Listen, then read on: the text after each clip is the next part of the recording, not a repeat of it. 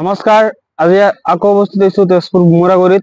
আপোনালোকে জানে যে যোৱা জানুৱাৰী মাহৰ ৮ তাৰিখে যিটো ঐতিহাসিক শিলালিপি ইয়াত স্থানান্তৰ কৰি আছিল, ইয়াত বেলেগ ঠাইত আছিল, পিছত ভোমোৰাগুৰি পুৰণা ক্ষেত্ৰৰ লগত আহি থৈছে ইয়াত।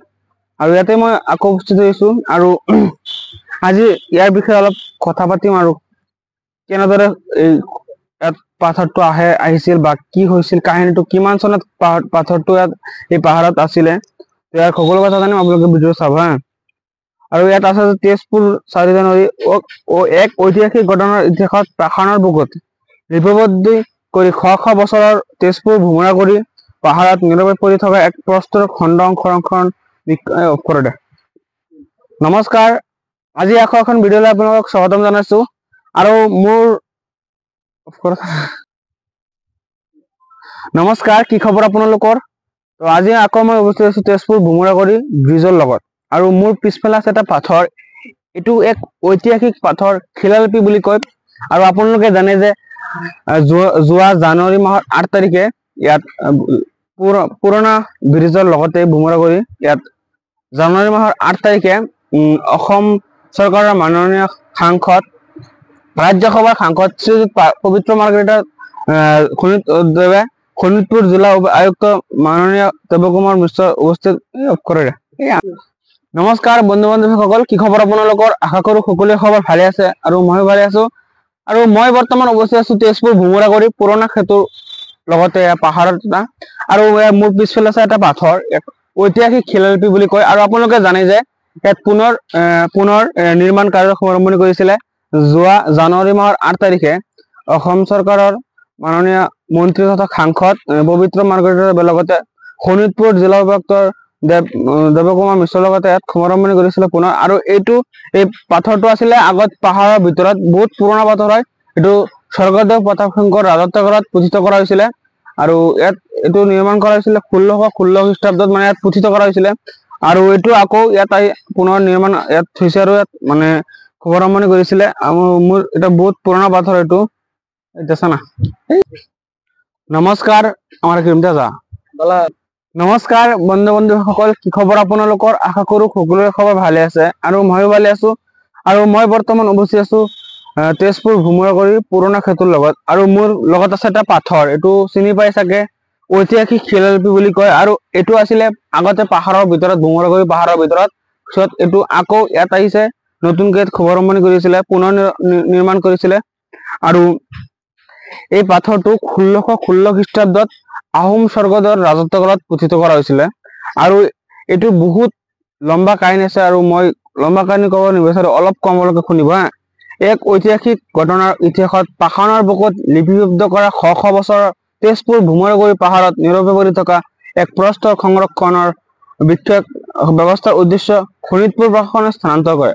মহাবাহু ব্ৰহ্মপুত্ৰ আৰু জীয়াবৰলীৰ সংগমস্থলীৰ সমীপৰ ভোমোৰাগুৰি পাহাৰ সামৰি থকা ভোমোৰাগুৰি সংৰক্ষিত বনাঞ্চলৰ গভীৰত কেইবা শতিকা ধৰি এক ইতিহাসৰ বুকুত খাবতি আছিল এখন শিলালিপি। উল্লেখযোগ্য যে ইয়াত থকা দুখন ঐতিহাসিক শিলালিপিৰ ভিতৰত এখন স্বৰ্গদেউ প্ৰতাপ সিংহ ৰাজত্বক বুলি চিহ্নিত কৰা হৈছিলে।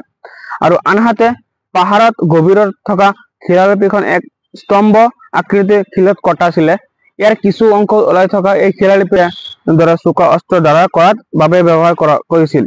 জাতীয় গৌৰৱ এক বিশেষ সময় গাথা উল্লেখ থকা এই শিলালিপি এনেদৰে দীৰ্ঘকাল পাহাৰীয়া অৰণ্যৰ মাজত অৱহেলা আৰু অযত্নত ৰৈছিল।